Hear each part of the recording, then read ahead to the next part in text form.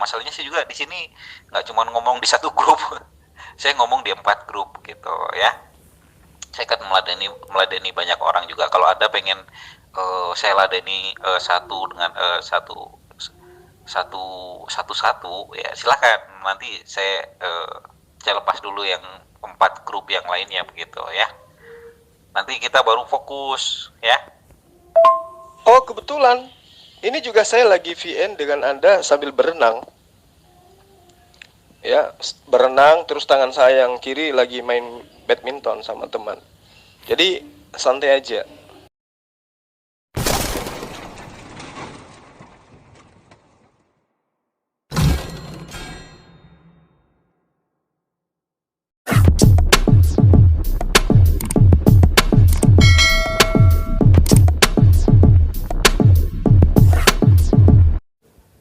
Ini ayat ini ayat kayaknya jiplak lagunya Bruri Peso Peso 5 ini. Bukan yang pertama tapi yang terakhir.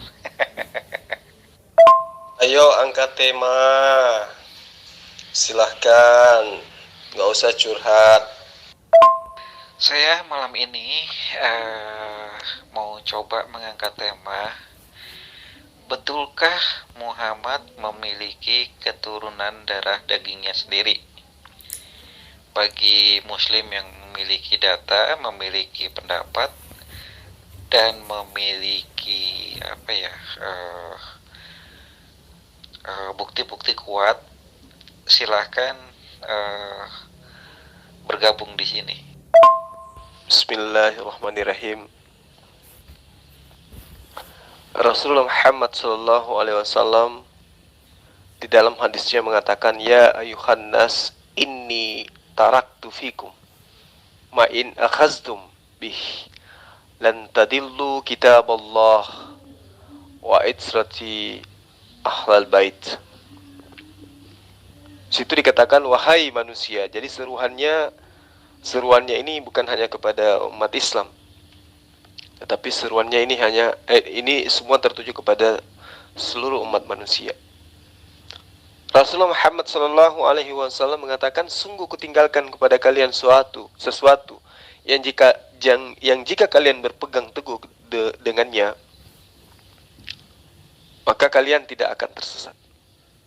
Yang pertama kitabullah, dan yang kedua adalah ikhrati ahlul bait. Ya, yaitu keturunan dari Rasulullah Muhammad SAW. Dikatakan bahwa keturunanku dan juga kitabullah. Dan sesungguhnya di hadis yang lain dikatakan, dan sesungguhnya keduanya tidak dapat dipisahkan sebelum keduanya sampai di telagaku. Ini dalil ya, sangat jelas dalam Islam bahwa Rasulullah Muhammad SAW itu memiliki keturunan. Keturunannya ini kemudian disebut dengan Ahlul Bait. Silakan ditanggapi. Apa yang Anda ingin ketahui dari sini? Itu yang nulis perkataan Muhammad di hadis itu siapa ya? Coba sebutkan. Betulkah itu perkataannya itu bisa dipercaya? Apakah sang penulis itu termasuk Rasul atau hanya penulis saja sehingga tulisan-tulisannya itu dipercaya begitu, yang bisa diyakini dipercaya gitu. Soalnya hadis itu banyak sekali dan satu dengan yang lain, ada yang saling mendukung, bahkan ada yang saling bertentangan gitu. Tergantung siapa yang menulis, dia dari kelompok mana, dari faksi mana, dari sekte mana, sehingga mereka punya pendapat dan versi yang masing-masing berbeda begitu ya. Sebelum saya menjawab ini, saya ingin tahu, apakah Anda memahami apa yang dimaksud dengan sanad, matan, dan perawi? Kalau pemahaman Anda sampai ke sana, ya mungkin kita akan membahas sampai ke sana. Namun yang perlu saudara pahami, ketika kita menerima sebuah hadits, Maka yang perlu dipahami kemudian adalah ketika dia tidak kontradiksi dengan ayat-ayat suci Al-Quran, maka itu dapat dipastikan itu adalah hadis sahih. Nah, hadis sahih itu artinya benar-benar bersumber dari Rasulullah Muhammad SAW. Ini menarik, karena saya pun akan bertanya kepada Anda, benarkah tulisan Lukas itu nyampe, betul-betul terlontar dari mulutnya Yesus, kemudian dituliskan oleh Lukas, lalu kemudian Anda imani sebagai firman Tuhan? Ya. Nah, ketika Anda bertanya tentang hadits, apakah ketika saya membacakan hadits yang saya sampaikan kepada Anda, ya ayuhannas inni taraktu fikum ma in akhastum bih. Jadi di situ Rasulullah menegakkan bahwa sungguh kutinggalkan kepada kalian sesuatu yang jika kalian berpegang teguh dengannya, maka kalian tidak akan tersesat. Kitabullah dan rati ahlul baitku. Nah, di dalam Al-Quran dijelaskan dalam surah Al-Asr, ya, insyaallah di ayat 33, Allah Subhanahu wa taala berfirman, "Wa qarna fi buyutikunna wa la tabarrajna tabarrujal jahiliyatil ula wa aqimna salata wa atina zakata wa ta'ana Allah wa rasulah innama yuridullah liyuzhiba ankum rijsa ahlal bait wa yutahhirakum tathira." Jadi ayat ini sangat jelas berkaitan dengan hadits yang tadi. Ya, di sini bercerita tentang ahlul bait, di mana ahlul bait itu diperintahkan di dalam ayat ini untuk membersihkan diri sebersih-bersihnya. Sehingga dengan adanya kondisi ini kemudian, maka Rasulullah Muhammad SAW menjadikan ahlul bait itu sebagai salah satu pijakan di dalam mendudukkan sebuah hukum yang berkaitan dengan Islam. Makanya dikatakan kitabullah wa itsratil ahlil bait. Nah, ini yang perlu saya tahu dari Anda, apakah Anda memahami apakah Anda memahami ilmu sanad, ilmu matan, atau ilmu perawi? Kalau pemahaman Anda sampai di sana, ayo kita lanjut membahas tentang hadits. Tentu saya pun akan bertanya tentang Anda, apakah sanad, matan, dan juga perawi itu bisa didudukkan di dalam tulisan Lukas? Silakan. Itu sih namanya dipilih-pilih, yang menguntungkan diambil, yang tidak menguntungkan disebut doif gitu ya. Itu mah udah penipuan yang sangat luar biasa yang diagung-agungkan oleh kalian gitu. Ya, itu udah jelas, itu sih nggak usah diperdebatkan, itu percuma ya. Yang dipilih-pilih gitu, yang kira-kira menguntungkan dibilang itu hadis sahih walaupun nggak hadis sahih gitu ya.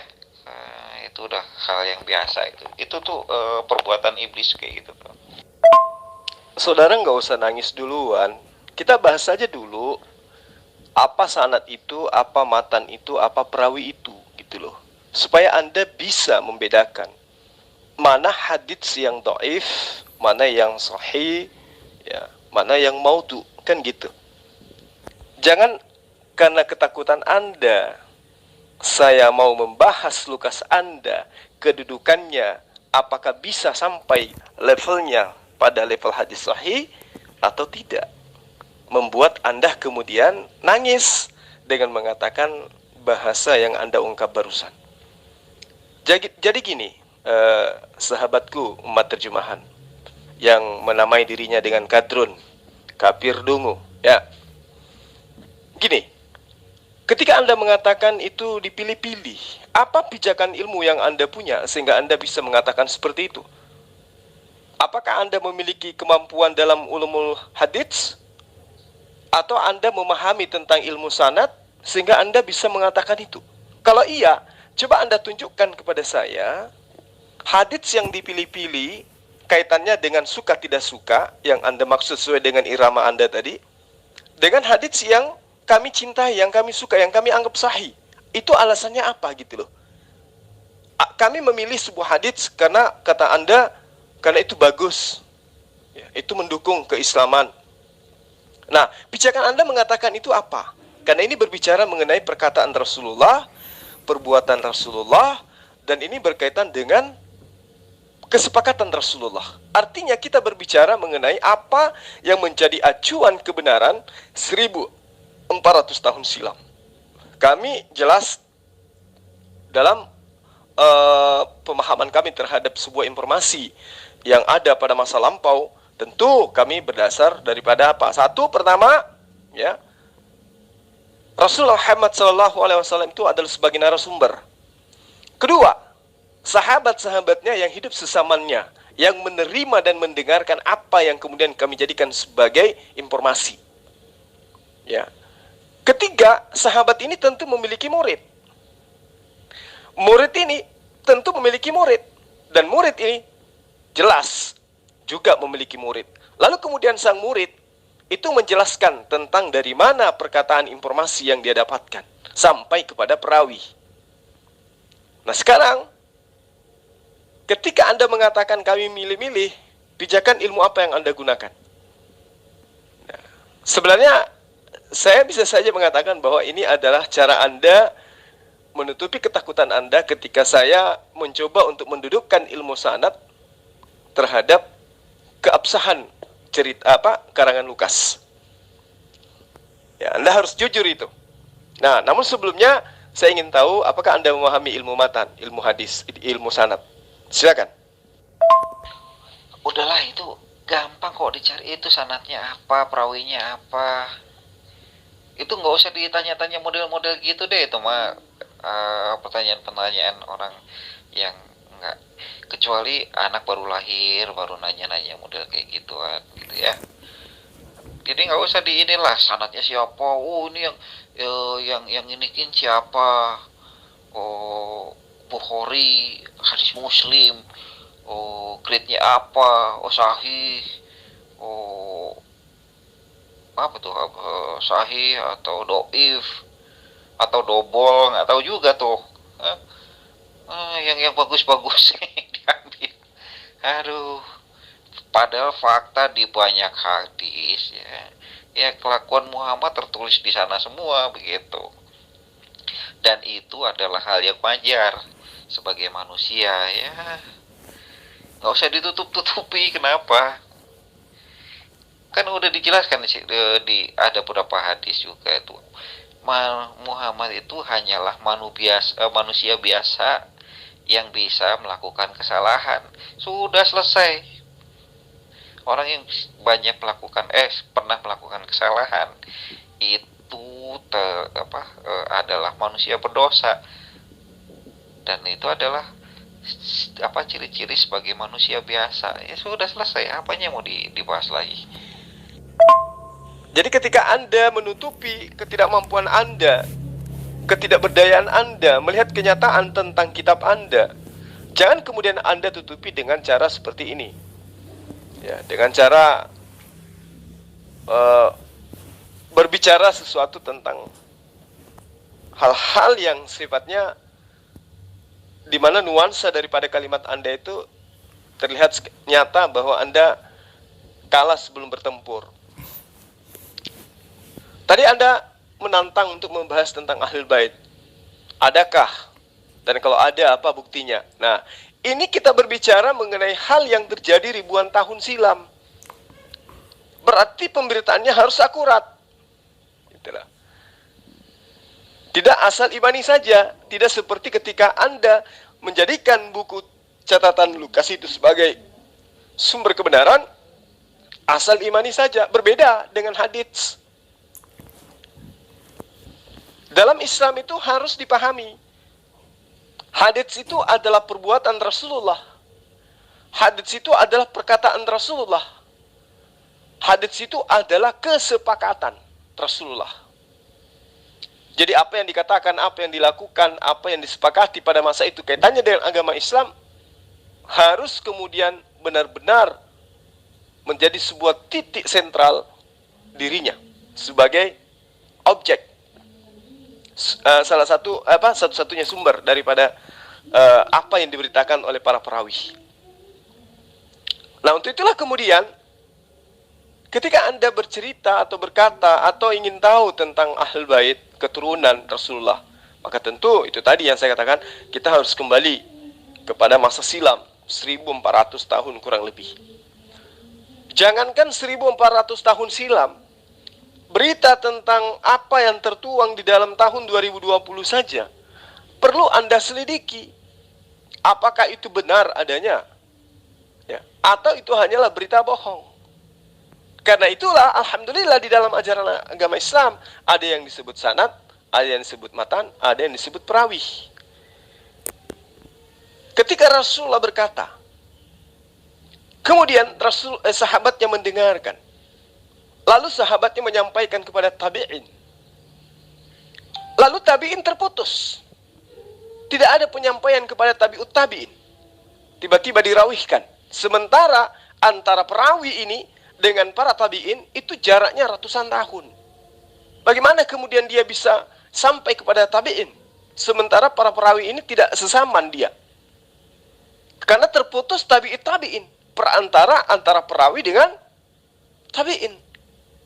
Atau tabi'innya terputus, ya, tidak ada tabi'in, sahabat langsung kepada oknum yang disebutkan namanya, di mana nama itu ternyata dia adalah tabi'it tabi'in, tabi'ut tabi'in maksud saya. Jadi sederhananya gini, saya Zulkifli, ya, bertemu dengan Anda, Kadrun. Kemudian Kadrun bertemu dengan murid Anda, ya. Kemudian murid Anda si Fulan ini bertemu lagi dengan muridnya. Taruhlah Anda Kadrun ketemu dengan si A. A punya murid namanya B. B punya murid namanya C. C punya murid namanya D. D ini kemudian bertemu dengan sang penulis. Disebut dengan rawih atau perawih. Nah, ketika si A mengatakan, saya mendengarkan si Kadrun berkata. Tetapi si Kadrun ini tidak pernah mengatakan, saya mendengarkan Zulkifli berkata. Nah, si Kadrun ini beda 100 tahun misalnya, atau 50 tahun dengan saya. Di mana saya hidup di 2021, dia hidupnya di tahun 2200. Berarti antara dia dengan saya ada beberapa generasi. Kalau generasinya ini terputus, tidak sampai kepada Kadrun, kamu, maksud saya, maka pemberitaannya itu cacat. Itulah yang disebut dengan hadis dhaif. Itu yang perlu kamu paham. Jadi di Islam itu ada sanad, ada matan, ada perawi. Paham ya? Berarti sumbernya harus akurat. Misalnya nih, diceritakan, di situ ada Zulkifli. Kemudian Kadrun berkata kepada muridnya bernama si A, bahwa Zulkifli itu pernah berkata seperti ini. Nah, bagaimana caranya untuk membuktikan kebenaran daripada perkataan Kadrun ini? Tentu teman-teman Zulkifli bukan cuma Kadrun. Ada Kadrun, ada Rudi, ada MKC, ada Uti, ya. Nah, semua ini tentu akan memberitakan hal yang sama. Ketika benar-benar ucapan itu bersumber dari sang guru, yaitu Zulkifli. Ya. Tapi kalau cuma dari Kadrun saja yang memberitakan itu, kemudian terputus antara murid si A tidak ada, loncat ke si B generasi berikutnya, terus si B ada tapi generasi berikutnya terputus, kemudian perawihnya menuliskan, maka kedudukan hadis itu adalah dhaif, bahkan bisa menjadi maudhu. Nah, itu hadis di dalam ajaran agama Islam. Makanya harus ada sanad, matan, perawi. Karena itulah makanya saya tanya, apakah Anda paham tentang kodifikasi hadis? Artinya Anda memahami tentang sanad, tentang matan, tentang perawi, pembagian-pembagiannya dan seterusnya. Apakah kemudian hadis yang disampaikan ini ya bentuknya sudah ditakwinkan atau terkodifikasi dengan baik atau bagaimana? Atau dibukukan dengan baik, dalam pembukuannya kemudian dia itu tersusun dengan baik sesuai dengan sanadnya, matan dan perawinya, maka itu disebut sebagai hadis sahih, tidak diragukan. Jadi tidak ada pilih-pilih seperti tuduhan Anda, nggak ada. Jangan samakan Anda ketika Konsili Nisia tahun 325, ya, gospel-gospel yang mengajarkan tentang Yesus itu menikah, Yesus itu punya anak, Yesus itu mengabarkan datangnya sosok Rasulullah Muhammad SAW, itu ditolak. Jangan samakan itu. Itu baru dikatakan pilih-pilih. Tulisan-tulisan kitab yang sesuai dengan ajaran pagan itu diterima. Itu jangan Anda samakan dengan hadits. Tidak sama seperti itu. Nah, saya sudah menjelaskan tentang hadits. Sekarang coba Anda jelaskan kepada saya bagaimana ceritanya Lukas bisa tahu informasi tentang Yesus. Siapa yang menceritakan ke Lukas? Si oknum yang menceritakan ke Lukas ini bertemu dengan siapa? Lalu siapa ini bertemu dengan si fulan? Lalu si fulan ini bertemu kapan dengan Yesus? Silakan. Menutupi apanya?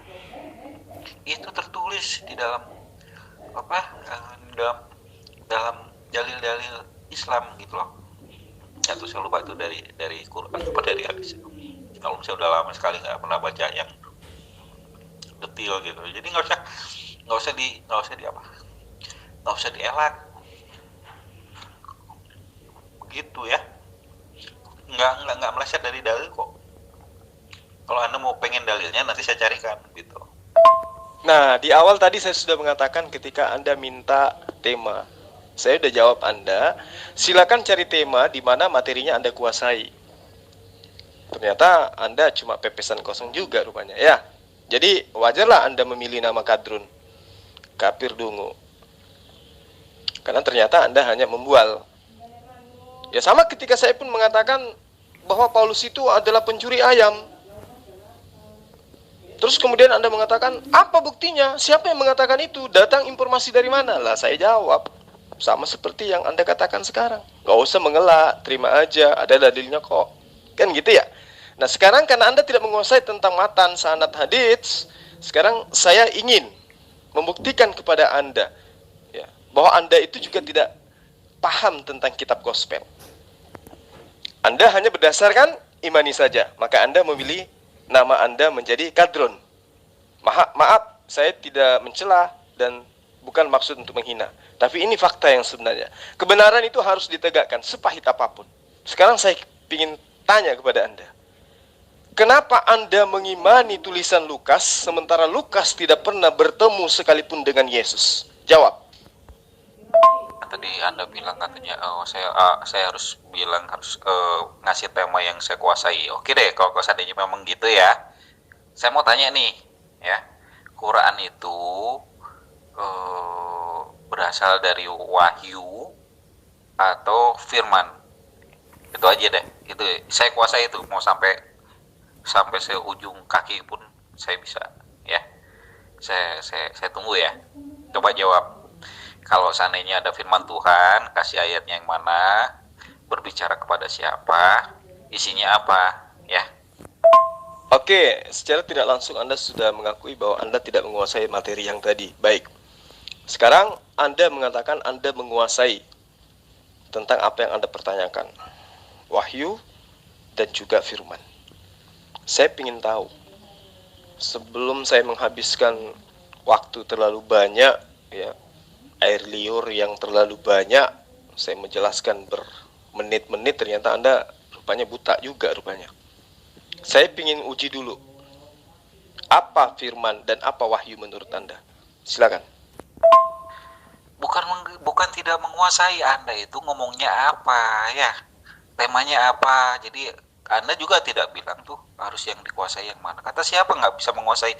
Mau diteruskan coba, temanya ulang dari awal ya, yang mau saya bahas, yang dibahas tadi apa. Masalahnya sih juga di sini nggak cuma ngomong di satu grup, saya ngomong di 4 grup gitu ya.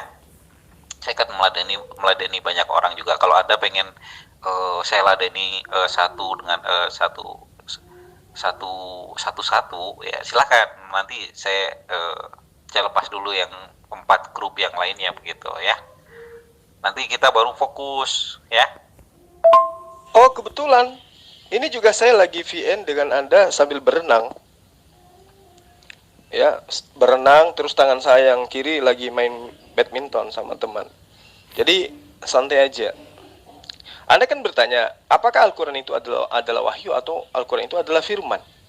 Nah, ini saya curiga nih, jangan sampai Anda nggak ngerti apa itu wahyu, apa itu firman. Karena itulah kemudian, sebelum saya menjelaskan apakah Al-Quran itu wahyu, apakah Al-Quran itu firman, saya ingin tahu dulu, Anda ini punya ilmu apa gitu loh. Apa definisi wahyu menurut Anda, dan apa definisi firman menurut Anda? Itu Anda jelaskan dulu, jangan sampai seperti kejadian tadi barusan. Saya menjelaskan panjang lebar, menghabiskan waktu tentang sanad, tentang matan, tentang rawi, kedudukan hadits dan seterusnya. Tapi ketika Anda keok dengan pertanyaan saya, bagaimana kemudian Anda mendudukkan Lukas sebagai orang yang menuliskan tentang firman Tuhan? Apa dasar pijakan Anda mempercayai itu sementara tidak ada satupun keterangan bahwa Lukas pernah bertemu dengan Yesus? Anda kemudian lari materi wahyu lagi nih. Nah, sebelum saya mengupas itu, Anda terangkan dulu kepada saya, apa wahyu menurut Anda? Apa firman menurut Anda? Silakan. Yang kanan lagi ngusap-ngusap bulu kali ya. Kan malam Jumat, gimana sih lo? Cari cara ngeles aja. Serius tuh kalau gue mau ngomong lagi sibuk di berbagai grup. Coba deh tanya sama yang satu grup dengan Anda yang ada saya di sana. Jadi bukan hanya saya lagi ngomong ngeladenin banyak orang, enggak. Saya lagi dari 4 grup itu cari orang yang serius nih siapa. Baru nanti kalau seandainya udah dapat orang yang serius, saya hadapi satu persatu gitu. Face to face. Satu lawan satu begitu. Itu untuk seriusnya. Nah, ini selama ini cuma sana ditanggepin, sono ditanggepin, bercanda pecindi kan nggak ini ya. Mendingan ya saya ikut grup yang banyak begitu. Nanti kalau udah dapet lawan yang tepat baru diseriusin debatnya. Ya, Anda mau mengaku lagi di 1000 grup juga, apa masalahnya gitu loh. Kualitas kan Anda bisa dilihat di sini. Ya. Nggak perlu mengatakan saya ada di 5 grup. Kualitas yang dibutuhkan. Sekarang Anda coba terangkan kepada saya, apa itu wahyu, apa itu firman? Silakan. Lu membantah Quranmu sendiri ya. Yesus itu bukan lahir dari perempuan karena seorang laki-laki. Ya. Itu berarti Anda mengingkari Quranmu sendiri. Jadi nggak lucu. Jadi apa yang mau dibahas? Ada yang melihat si Kadrun nggak? Kok tiba-tiba tenggelam kayak ditelan bumi? Walah, menghujat aja bisanya ya. Tapi ternyata ilmunya nggak ada rupanya. Halah, nggak usah cari alasan lah. Nggak usah cari alasan, udah. Apa yang mau dibahas kan tadi? Yang masalah apa? Yesus lahir dari mana, saudaranya siapa gitu. Udah terusin aja. Apa sih yang mau lu bahas? Kamu kayak orang mabuk. Kan situ tadi yang ngangkat tema. Jangan pura-pura teler lah ya. Kamu yang pilih tema, katanya kamu kuasai. Apakah Al-Quran itu wahyu atau firman? Nah, baru juga ditanya, apa wahyu dan apa firman itu? Kamu udah nangis duluan. Malah kabur duluan. Malah kamu lari ke yang lain. Pura-pura bingung, pura-pura kadron. Ya. Ayolah, kalau memang kamu punya ilmu, hadapi saya. Saya senang dengan orang yang berilmu, bukan penghujat. Ya, silakan. Apa menurut Anda wahyu itu? Dan apa firman itu? Jawab. Grogi, aduh, lu GR banget. GR banget coy, udah lu pengumpul ini aja, besi bekas aja pakai ngomong grogi, aduh, ampun dah. Ustadz kalian ya, udah gua tabokin banyak gitu. Jadi nggak usah sok pede deh. Udah jelasin aja apa yang lu permasalahin. Nanti gue jawab kan gitu. Ya udah jawab apa yang dikuasai, ini jawabannya apa. Saya udah kuasai betul, saya udah yakin betul bahwa di dalam Quran itu tidak ada firman Tuhan satupun yang disampaikan kepada utusannya dalam kurung Muhammad, karena yang dibikin dan diklaim oleh Muhammad itu Quran. bukan yang lain, ya. Kamu tambokin pakai apa? Sementara kamu gak ada ilmu. Ini saya membahas hadits, kamu kalang kabut. Sekarang membahas wahyu, ya, dan juga firman, Anda loncat sana sini, kabur-kaburan. Kamu punya ilmu apa coba? Ini saya belum membahas tentang kekristenan loh. Kalau sampai saya membahas kekristenan, saya yakin kotoranmu itu keluarnya dari mulut. Ya, gimana? Bahas wahyu, ya, dan firman menurut Al-Quran, atau membahas firman menurut gospel? Gimana?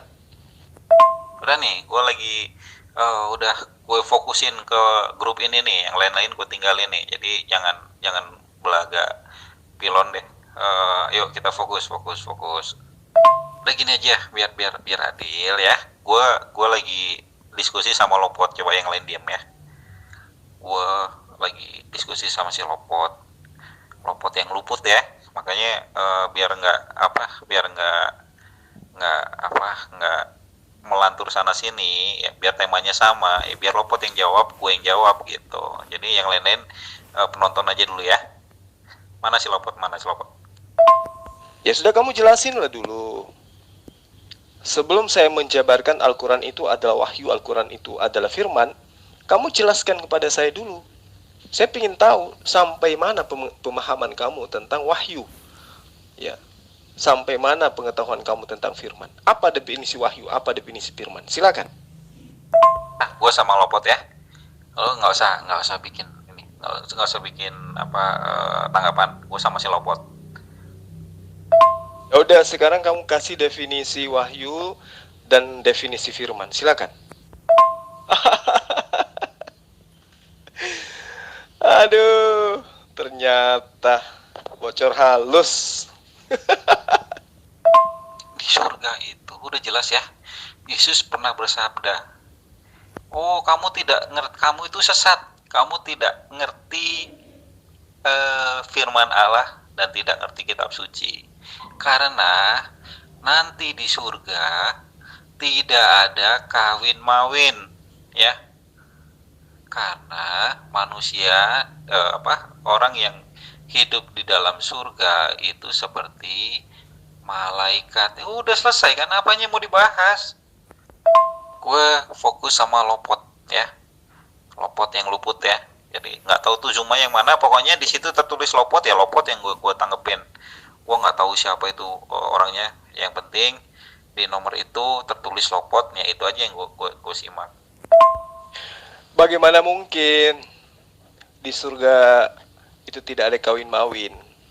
Sementara Yesus di dalam Matius 19 ayat 29 menjanjikan muridnya 100 istri. Kamu bakal mencret dengan materi ini. Ayat mana ayat? Ini gue ngobrol sama Lopot loh, bukan sama lu ya. Lopot mana Lopot? Kalau nggak ada nanti gue tutup nih. Gue mau pindah ke grup yang lain. Ya, Pak Lopot sudah serahkan kepada saya forum ini untuk kemudian menjajal kemampuan penghujat seperti kamu. Ayo fokus kepada saya. Kamu mengatakan ajaran Yesus tidak mengajarkan ada kawin mawin di surga. Lalu buat apa Yesus menjanjikan 100 istri kepada muridnya? Bukan kepada Kristen, tetapi kepada muridnya. Sebab Kristen itu bukan murid Yesus. Kristen itu adalah pentuhan Yesus. Kristen itu adalah ajaran yang tadinya menyembah kepada Zeus, menggantikan Zeus dengan Yesus. Jadi sembahan baru dari makhluk. Oke, kalau Anda mengatakan bahwa Yesus mengajarkan tidak ada kawin mawin, kenapa Yesus menjanjikan 100 istri bagi muridnya? Silakan. Gua sama Lopot ya. Seandainya Lopotnya udah takut ya, udah mau kabur, ya udah saya selesaikan di sini aja. Nanti lu sama yang lain ya. Nggak usah di share-sharein di ini deh. Kecuali lu mau bagi-bagi pulsa sama gua hasilnya ya. Bagi 2 baru nanti ini. Ya udah deh. Gue selesaiin sampai di sini dulu ya. Gue mau pindah ke grup yang lain. Udah nggak mutu. Nggak mutu. Kalau Lopet takut ngadepin gue ya bilang aja. Soalnya gue udah tahu sifatnya si Lopet tuh kayak apa gitu. Udah gayanya gaya kayak si siapa tuh? Ali Mahsyud. Kayaknya udah kayak gitu kan, kayak pernah ini ditabokin sama si apa, Paul Zhang kayak gitu. Jadi kalau seandainya ini daripada dia malu kalah, ya udah mendingan serahin kan ya, pura-pura aja kayak muridnya padahal boro-boro, sama aja murid sama anak, nggak ada bedanya. Pak Lopot itu guru saya. Kamu lawan saya aja dulu. Ya. Atau kamu angkat bendera putih bahwa kamu gak ada ilmu. Tadi bahas hadits, ternyata kau keok. Bahas wahyu dan firman, Anda ternyata nangis. Sekarang Anda, saya tanyai, kalau Yesus tidak menjanjikan adanya kawin mawin di surga, kenapa Yesus menjanjikan 100 istri bagi pengikutnya? Matius 19 ayat 29. Kok kamu curhat? Ya, gak usah curhat. Saya ini ketua MCI Sulsel, juga adalah ketua At-Tauhid wilayah 5 Sulawesi Selatan. Artinya pemahaman saya tentang Al-Quran itu kan yang kamu tahu, yang ingin kamu tahu kan, tentang hadits. Kamu tidak perlu ragukan. Apalagi tentang gospel, saya ahlinya. Nah, kamu memiliki lawan saat sekarang ini adalah lawan yang bisa menjawab semua pertanyaanmu. Hanya saja saya harus mengklarifikasikan kamu itu mendudukkan kamu itu levelmu di mana gitu loh. Murid saya di sini banyak, ya. Dan untuk menjadi seorang murid saya harus uji kemampuan dia sampai mana. Makanya saya tanya sama Anda tadi. Ketika Anda bertanya, apakah Al-Quran itu adalah firman? Apakah Al-Quran itu adalah wahyu? Kembali, supaya Anda memahami apa yang akan saya jelaskan. Saya ingin tahu, pengetahuan Anda tentang wahyu itu seperti apa? Pengetahuan Anda tentang firman itu seperti apa? Tadi Anda di atas banyak mencelah. Mengatakan ini malam Jumat, mengatakan Rasulullah Muhammad SAW itu menerima bukan dari Allah, ya. Bahkan Anda banyak mencelah tentang Ka'bah dan seterusnya. Karena itulah kemudian saya ingin tahu, memang Anda ini penghujat atau memang ada isinya gitu loh.